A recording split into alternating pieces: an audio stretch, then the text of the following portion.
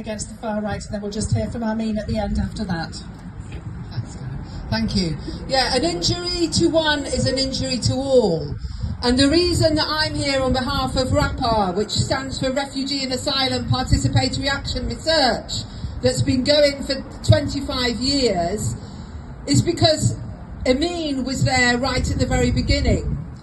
When the Labour government started to introduce enforced dispersal in 2001, prior to that, if you were a refugee in this country, you came to Britain, you went to a community, you registered with the police, you got on and found a job, and you got on with your life. It was the Labour government, and Andy Burnham was in the cabinet. It was the Labour government that introduced the Asylum and Immigration Act of 2002 that started this terrible, terrible road which has positioned every person seeking asylum into a subhuman category. It's been used as a test bed for everything that they've done legislatively on the mass of the people. They tested it first on the people seeking asylum. I'm not surprised that there were so many people on the rally last night, because Ameen has touched the lives of very many people.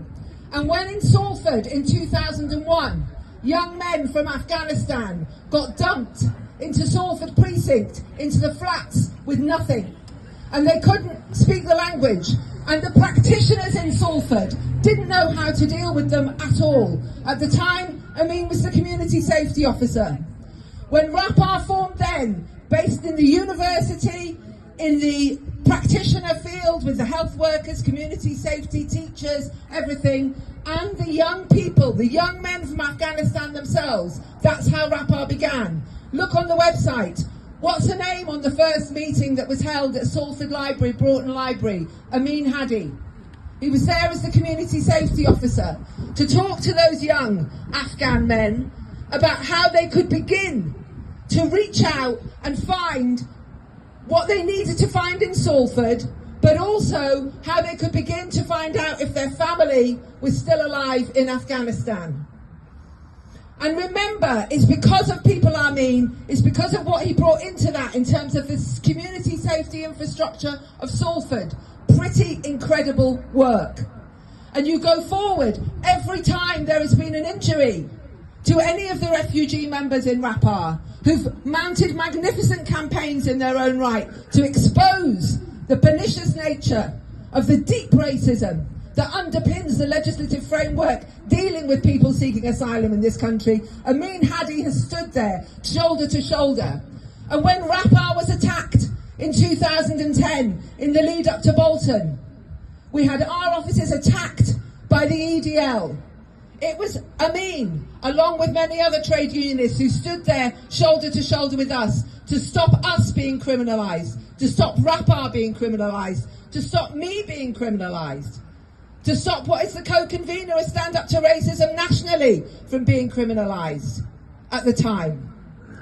So we haven't got a choice.